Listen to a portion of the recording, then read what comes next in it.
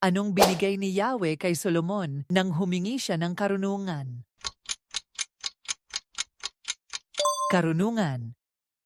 Ano ang ipinakita ni Solomon sa dalawang babae na nag-aaway tungkol sa isang bata? Karunungan. Anong hayop ang nalaman ni Solomon na matalino at alam ang kanyang sariling pagkalalaki? Elepante. Ano ang itinayo ni Solomon sa Jerusalem upang ipakita ang kanyang karunungan at yaman? Templo.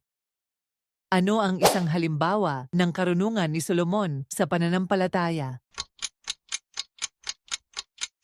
Pagsunod sa utos ng Diyos.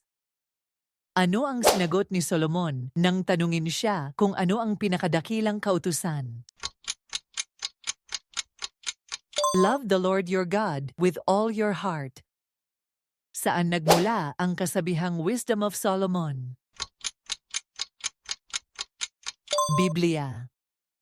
Ano ang tinawag ni Solomon sa kanyang sarili dahil sa kanyang karunungan? Pinakamatalinong hari. Ano ang pangunahing aral ng kwento ni Solomon at ang dalawang babae? Katarungan. Ano ang ginawa ni Solomon upang mapatunayan ang kanyang karunungan sa unang paghaharap sa hukom?